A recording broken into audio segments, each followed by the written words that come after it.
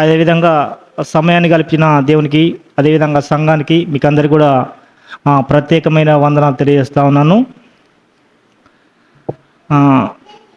కీర్తనల గ్రంథం నుండి 103వ కీర్తన 1-2 వచనాలని మనం చదువుకుందాం. 103వ కీర్తన.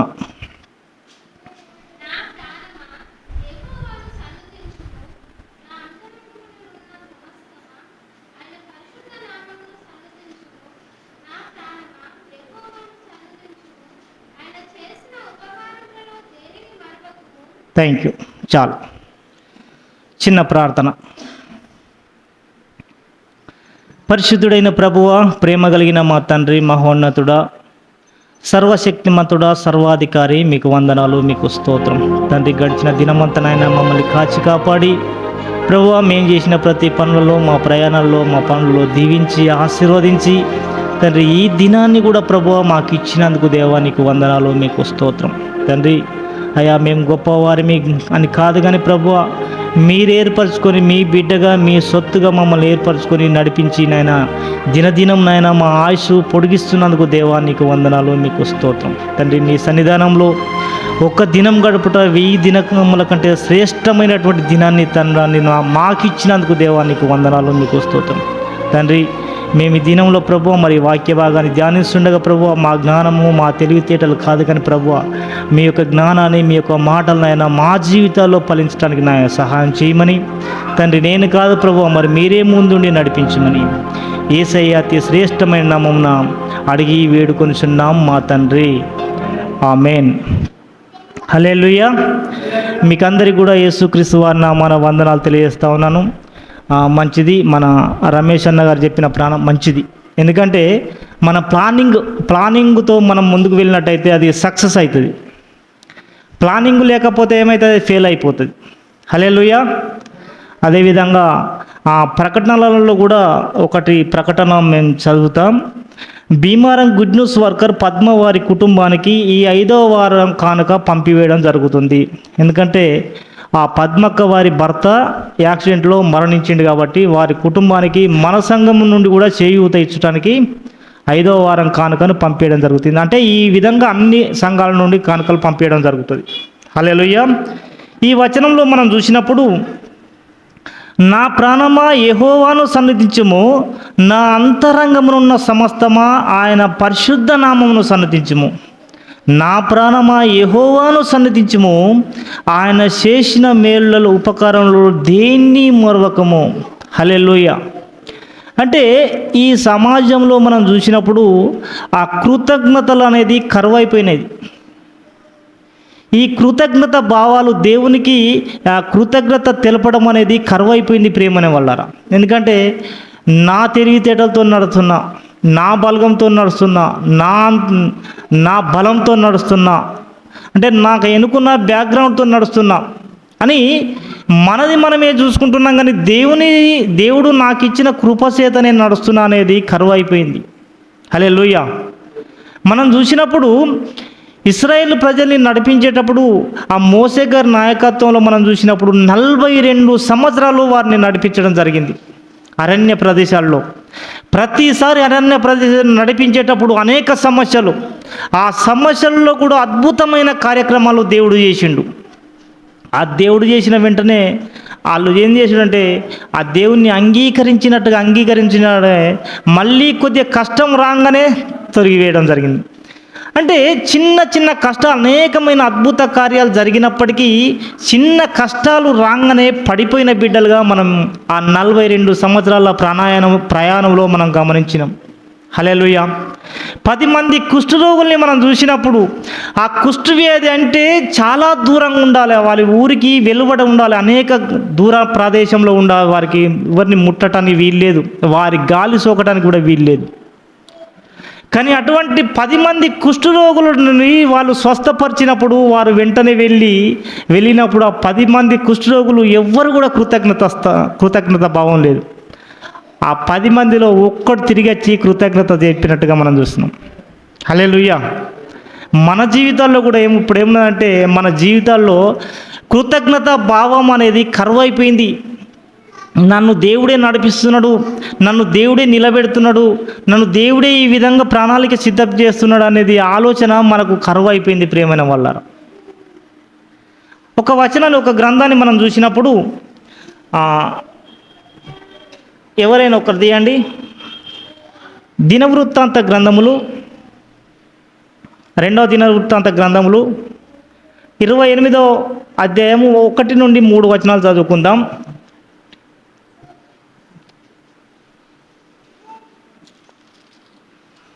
28వ అధ్యాయం 1 నుండి 3 వచనాలు.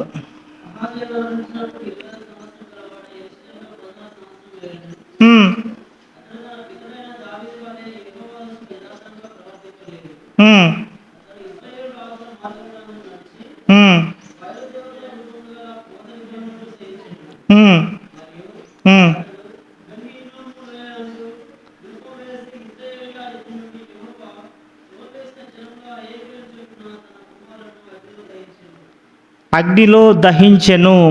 హల్లెలూయా. దేవుడు మనకు ఒక అవకాశం ఇచ్చినప్పుడు ఆ అవకాశాన్ని దేవుడు కల్పించండి, దేవుడు యందు భయభక్తులతో నడిపించినప్పుడు ఆ కార్యక్రమం సఫలమవుతుంది. అంటే ఈ దావీదు మహారాజు గారి ఆ రాజుల కాలం నుండి కూడా వారి బలగంలో, వారి కుటుంబంలో అనేక మంది రాజులు ఉన్నప్పటికీ భయంతో, భక్తితో రాజ్యాన్ని పరిపాలించిన వారు ఉన్నారు. కానీ ఈ ఆహాజు ఏలనారంభించినప్పుడు 20 సంవత్సరముల వాడై యెరూషలేములో 14 సంవత్సరములు ఏలెను. అతడు తన పితరుడైన దావీదు వలె యెహోవా దృష్టికి యథార్థంగా ప్రవర్తింపలేదు. అతడు ఇశ్రాయేల్ రాజుల మార్గము లందు నడిచి బయలుదేవత రూపంగా పాతవి విగ్రహములను చేయించెను. మరియు అతడు బెన్హిన్యో లోయందు ధూపం వేసి తన ఇశ్రాయేల్ ఎదుట నుండి యెహోవా తోలివేసిన జనముల హేయక్రియల చొప్పున తన కుమారులను అగ్నిలో దహించెను.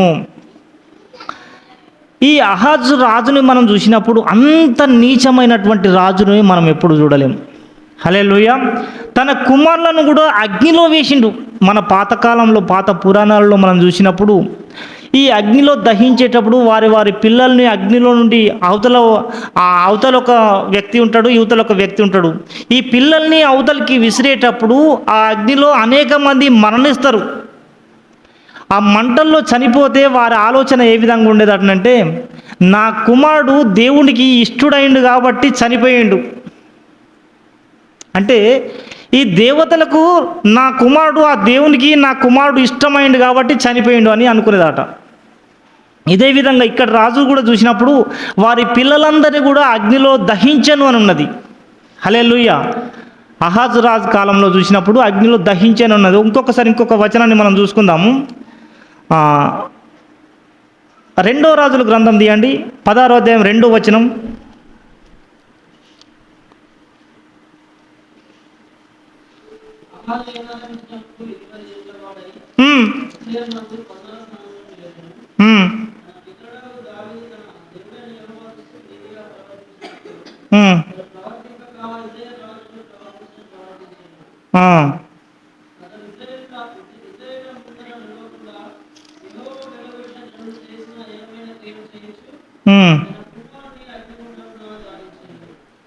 అగ్నిగుండంలో దాటించెను. ఫస్ట్ వచనాన్ని మనం చూసినప్పుడు ఏముంటుంది? ఫస్ట్ గ్రంథంలో మనం చదివినప్పుడు వారి కుమారులను అగ్నిలో దహించెను అని ఉన్నది. అంటే ఈ అహాజు రాజు కుమారుడు హిజ్కియా. ఈ హిజ్కియా మిగిలి ఉన్నాడు అంటే వాని కుమారులు అందరూ దహించినట్టుగా కాదు, అందులో ఒకడు బతికినట్టుగానే మనం ఇక్కడ ఈ వాక్యాన్ని బట్టి మనం చూడవచ్చు. అంటే ఈ దాటించుడు అనేది ఆ కుమారును అగ్నిలో దహించి ఫస్ట్ అధ్యాయంలో మనం చదివినప్పుడు ఆ కుమారులందరినీ అగ్నిలో దహించెను, కాలబెట్టినట్టుగా మనం చూసినాం. కానీ ఈ అధ్యాయంలో మనం చూసినప్పుడు తన కుమారుణ్ణి దాటించెను. హల్లెలూయా. దేవుని కృప చొప్పున ఆ అగ్ని దహించే సమయంలో నుండి దాటించినట్టుగా ఆయన బ్రతికి బట్టగట్టినట్టుగా మనం చూస్తున్నాం. హల్లెలూయా. అంటే ఈ కుమారులు ఆ దేవుని కృప చొప్పున ఈయన జీవించి ఉన్నాడు. అనేక మంది అతనికి ఉన్న ముందు ముందు తరాల వారు కానీ ముందు అన్నదమ్ములు కానీ వాళ్ళందరూ కూడా నశించినట్టుగా మనం చూసినాం. కానీ ఈ అధ్యాయంలో మనం చూసినప్పుడు ఆయన్ని కాపాడినట్టుగా ఆయనని దాటించినట్టుగా మనం చూసినాం. అంటే దేవుని కృప చొప్పున బ్రతికి ఉన్నాడు అని అర్థం. తీయండి ఎవరైనా 22వ అధ్యాయం 29వ అధ్యాయం దినవృత్తాంతములు.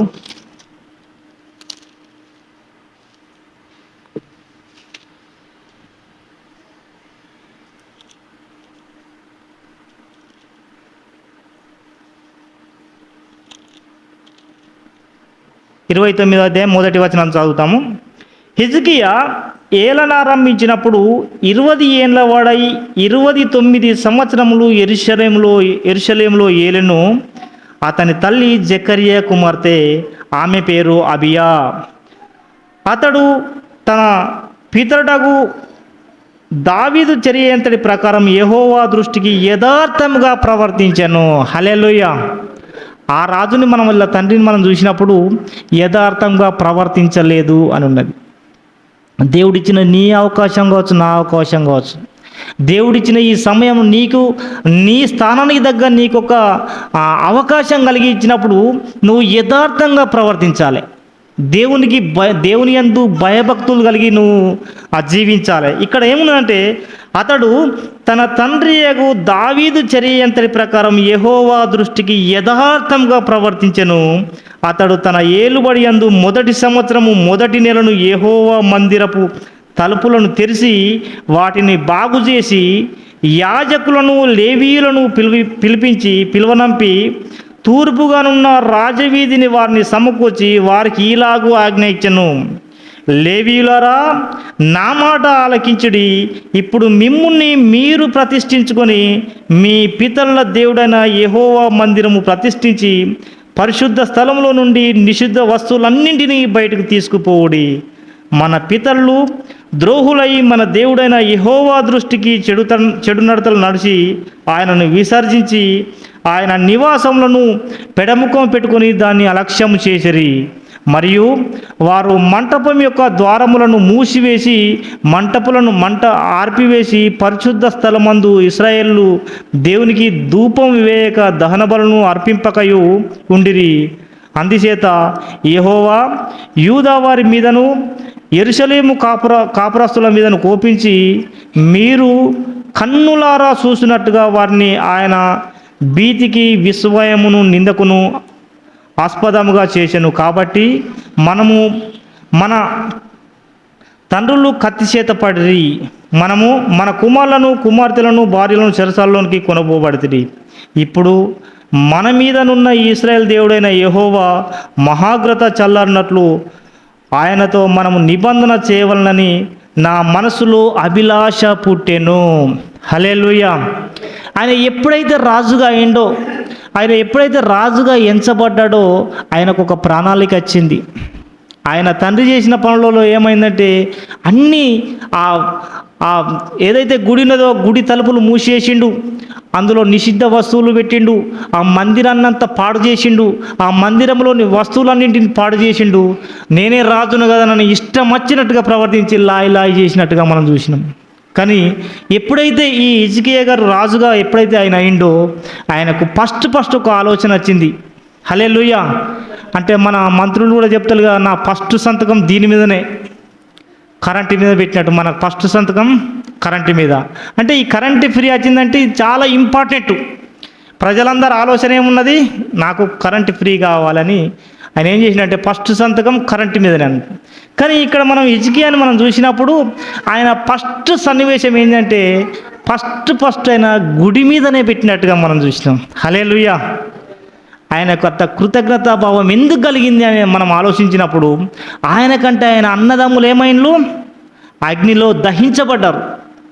దేవుడు నాకు ఒక అవకాశం ఇచ్చిండు. నా అన్నల కంటే నేను గొప్పవాడిని కాదు, నా అన్నల కంటే నేను పెద్ద మహాబలాఢ్యుని కాదు, కానీ దేవుని కృపచేత నేను బయటికి పడ్డా, నన్ను దేవుడే తోడించిండనే కృతజ్ఞతా భావంతో ఆయన ఆలోచించినట్టుగా మనం చూడవచ్చు. అప్పుడే ఒక ఆలోచన చేసిండు, వారిని లేవీయులను పిలిపించిండు. లేవీయులారా, నా మాట ఆలకించుడి. నిజంగా రాజు అనేవానికి గర్వం ఎక్కువ ఉంటుంది. కానీ ఈయన హిజ్కియా గారిని మనం చూసినప్పుడు ఆ గర్వం అనేది కాదు. ఈ లేవీయుల పని లేవీయులు చేయాలి, ఎవరు చేసే పని వాళ్ళే చేయాలి, అన్నిట్లో నేను తలదూర్చకూడదని ఆ లేవీయులను పిలిపించి ఈ మందిరాన్ని శుభ్రపరచాలంటే లేవీయులు మాత్రమే ముందుకు రావాలని ఆ లేవీయులని ప్రోత్సహించినట్టుగా, అందులో ఉన్నటువంటి ఏదైతే నిషిద్ధ వస్తువులు ఉన్నాయో, ఏదైతే ఈ గుడిలో ఇంకేదైతే నిషిద్ధ వస్తువులు ఉన్నాయో వాటన్నింటినీ తీసివేయండి, అవన్నింటిని తీసివేసి శుభ్రపరచండి. ఆ శుభ్రం చేసిన తర్వాత దీన్ని ఒక ప్రణాళిక, ఒక పద్ధతి ప్రకారం దీన్ని మళ్ళీ బాగు చేయండి అని తలుపులు తీసినట్టుగా మనం చూడవచ్చు. ఇక్కడ ఏముందంటే చెరసాలలో పోబడితిరి, పరిచర్య చేయుటకు మిమ్మల్ని ఆయనకు ఒక అభిలాష పుట్టెను. ఈ యొక్క ఆశ, ఈ దేవుని మందిరాన్ని కట్టాలి, ఈ దేవుని మందిరాన్ని శుభ్రం చేయాలి, ఈ దేవుని మందిరాన్ని తలుపులు మూసివేయబడినటువంటి తలుపులను తెరవాలి, మళ్ళీ మళ్ళీ అంతకుముందు ఏ విధంగా ఆరాధించాలో ఆ ఆరాధన చేసే విధంగా దీన్ని శుభ్రం చేయాలనే ఒక ప్రణాళికలో ఈ హిజ్కియాకు కలిగినట్టుగా మనం చూడవచ్చు. ఇంకొకటి ఏముంటాయంటే, నా కుమారులారా తనకు పరిచారకులయ్యుండి ధూపము చుండుటకును తన సన్నిధిని నిల్చుటకును తన పరిచర్య చేయుటకును యెహోవా మిమ్మును ఏర్పరచుకొనెను గనుక మీరు అశ్రద్ధ చేయకుండి. హల్లెలూయా. ఇది మనందరికి కూడా వర్తిస్తుంది ఈ మాట. మిమ్మల్ని దేవుడు ఏర్పరచుకున్నాడు. మనల్ని కూడా మనం ఒకసారి సంఘ పెద్దలని మనం చూసినప్పుడు గత 2 సంవత్సరాలకు సంఘ పెద్దల బాధ్యతలు అయిపోయి ఈ సంఘ పెద్దలను మనం ఏర్పరచుకున్నప్పుడు ఆ సంఘ పెద్దలు అంటే చిన్న విషయం అని మనం అనుకోండు కాదు. హల్లెలూయా. ఇది మీరు దేవుడు మిమ్మల్ని ఏర్పరచుకున్నాడు కనుక మీరు అశ్రద్ధ చేయకుండి. హల్లెలూయా. అంటే దేవుడు ఒక రాజు వారిని హెచ్చరించినట్టుగా, ఒక మంచి చేయడానికి వారిని హెచ్చరించినట్టుగా మనం గమనించవచ్చు. ఇక్కడ చూసినప్పుడు ఏముంటుందంటే, తనకు పరిచర్య చేయుటకు యెహోవా మిమ్మును ఏర్పరచుకొనెను కనుక మీరు అశ్రద్ధ చేయకుండి. ఎప్పుడైతే మనం అశ్రద్ధ చేస్తామో మన జీవితాలు నశించిపోతాయి.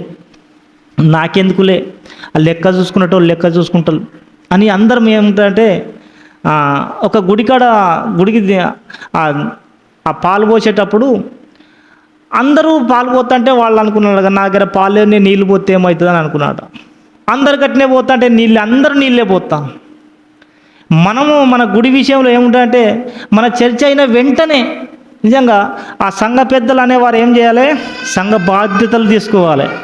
నిజంగా రమేష్ అన్న గారు ఇవాళ మంచి అందరికీ అర్థమయ్యే విధం చెప్పిండు. ఆ సంఘ పెద్దలు అనేవారు ఎప్పుడైతే ఉంటారో ఈ వచ్చే వారంలో ఎవరు నడిపించాలి, వచ్చే వారంలో ఎవరు లీడింగ్ చేయాలి, మళ్ళీ 4వ వారంలో ఎవరు ఉండాలి, ఈ ఫస్ట్ వారం ఎవరు తీసుకోవాలనేది ఒక ప్రణాళిక సిద్ధం చేసుకోవాలి. మన చర్చ అయిన వాళ్ళ వెంటనే చర్చి లెక్క చూసుకుంటారు, రాసుకునేటోళ్ళు రాసుకుంటారు అని వెంకటేశ్వర మీద దొబ్బుతానం, అవతల వాడతాను. ఆ డబ్బులు ఎన్ని ఉన్నాయి అనేది కూడా తెలియదు. అంటే ఇది ఏంటంటే, నీకు ఇచ్చిన బాధ్యత ఏదైతేనో నువ్వు అశ్రద్ధ చేస్తావు. హల్లెలూయా. దేవుడు నీకు ఒక తలంపిచ్చిండు. దేవుడు నిన్ను ఎన్నుకునేటప్పుడు నిన్ను ఒక ప్రణాళికతో నిన్ను ఏర్పాటు చేసుకుంటాడు. ఆ ప్రణాళికతో ఏర్పాటు చేసుకున్నప్పుడు నువ్వు దాన్ని సద్వినియోగం చేసుకోవాలి. లేకపోతే ఏమన్నంటే 5 తలంతులతో తీసేసి ఆ 1 తలంతో ఏం చేస్తాడు, అయ్యా నువ్వు కఠినాత్మునివని నాకు తెలుసు, నువ్వు పిసినారోనివని నాకు తెలుసు, నువ్వు పంట పండకున్నా నువ్వు చెవు బట్టి ముక్కు బట్టి అసలు చేస్తావని తెలిసిండి, నీ డబ్బు తీసి ఈ భూమిలో పెట్టినా ఈ భూమిలో తీసి నీకే తన పట్టు అని అంటాడు. అన్నప్పుడు వాడు ఏం చేస్తాడంటే, ఓరి చెడ్డదాసుడా నీకు పని చేయు, నీ దగ్గర తీసి ఏం చేస్తాడు, ఇంకా ఉన్నోనికే తీసిస్తాడు. మనది కూడా ఏమవుతుంది, మన దగ్గర కూడా నీవు సరిగా పని చేయకపోతే మన తలాంతుని తీసి చేసేటోనికి ఇస్తాడు. ఆ దేవుడు అందుకోసం ఇక్కడ ఏమని చెప్పిందంటే, తన పరిచర్య చేయుటకును యెహోవా మిమ్మును ఏర్పరచుకొనెను గనుక మీరు అశ్రద్ధ చేయకుండి. హల్లెలూయా. ఎందుకంటే ఆ దేవుడిచ్చిన తలంతు దాన్ని మనం అశ్రద్ధ చేసినట్టయితే మన సంఘము వెనుకబడ్డ సంఘంగా మనం చూడవచ్చు. ఎందుకంటే ఆ సంఘాన్ని తన తండ్రి కాలంలో చూసినప్పుడు ఆ సంఘం చెడిపోయిన సంఘంగా ఉండే, ఆ మందిరం చెడిపోయిన వస్తువులుగా ఉండే, ఆ సంఘం మూతబడి ఉన్నది. తన అహంకారం చేత, తన గర్వం చేత ఈ మందిరాన్ని పాడు చేసి ఇష్టానుసారంగా చేసిండు. ఎప్పుడైతే దేవుని యందు భయభక్తులు అంటే కృతజ్ఞత స్తుతులు చెల్లించుకున్నాడో దేవుడు నన్ను కాచి కాపాడిండు. మనందరి జీవితాల్లో కూడా మనం ఆలోచించినప్పుడు, ఈ దినంలో నువ్వు ఆలోచించినప్పుడు, నీకు దేవుడు అవకాశం ఇచ్చితేనే నువ్వు ఆ ప్రమాదం నుండి బయటపడ్డావు. మనందరి జీవితాల్లో కూడా మనిషికి ఒక సాక్ష్యం ఉన్నది. మనం చర్చిలో ఈ దేవుని నమ్ముకోవడానికి నాకు ఒక సాక్ష్యం ఉన్నది, నా పిల్లలకు ఒక సాక్ష్యం ఉన్నది. ఆయన ఆ సాక్ష్యాన్ని బట్టి దేవుడు నమ్ముకున్నాడు. నువ్వు ఆ సాక్ష్యాన్ని నువ్వు ఎప్పుడు మర్చిపోకూడదు. నువ్వు గొప్పవాని కావచ్చు. ఇవాళ మనకు ఆ సంఘంలో సాక్ష్యం చెప్పినప్పుడు చాలా సంతోషం. దేవుని ప్రేమ వలన, దేవుని మనందరం ప్రార్థన వలన దేవుడు మనకు మేలు చేసిండని గొప్ప సాక్ష్యం మనం విన్నాం. అంటే ఈ సాక్ష్యాన్ని, ఈ దేవుడు నాకు చూపిన కృపని మనం మర్చిపోకూడదు. మనకి ఇంతకంటే పెద్ద పోస్ట్ వస్తుంది కావచ్చు, ఇంతకంటే పెద్ద ఇది జరుగుతుంది కావచ్చు, అప్పుడు కూడా నాకు దేవుడు సహాయం చేసిండు అనే తలంతు మనలో ఉండాలి. విన్నవా? అటువంటి సమయంలో కూడా హిజ్కియాకు ఒక మంచి ఆలోచనతో ఏం చేసిందంటే, తన మందిరాన్ని ఆయన ఎప్పుడూ మర్చిపోలేదు. నన్ను దేవుడు అంత దహించే అగ్నిలో నుండి నన్ను తప్పించిండు. లేకపోతే ఈ దినాన నేను రాజునయ్యేటోని కాదు. నాకంటే నా అన్నదమ్ములు ఎందరో చనిపోయిండ్రు, కానీ దేవుడు నన్ను అలా దాటిచ్చిండు అని మనం ఫస్ట్ వచనంలో చూసిన విధంగా ఆయన కృతజ్ఞతాస్తుతులు చెల్లించుకున్నాడు. అందుకోసం మనందరం కూడా ఒకసారి ఆలోచన చేసుకుందాం. మనందరం కూడా ఏదో ఒక స్టాండింగ్ పాయింట్ ఉంటుంది. మనందరం కూడా నిలబడటానికి ఒక మంచి సాక్ష్యం ఉంటుంది. ఆ సాక్ష్యాన్ని మనం కాపాడుకున్న వారుగా ఉండి, ఆ సాక్ష్యం వల్లనే దేవుడు మనల్ని నిలబెట్టిండని నమ్ముతూ మనం ముందుకు వెళ్ళాలి. అట్లా వెళ్ళినప్పుడు ఆయన చనిపోయే పరిస్థితిలో కూడా దేవుడు ఇంకొక 10 సంవత్సరాలు ఆయనకు ఒక వ్యాధి కలుగుతుంది హిజ్కియాకు. ఆ వ్యాధి కలిపినప్పుడు అనేక మంది భయాందోళన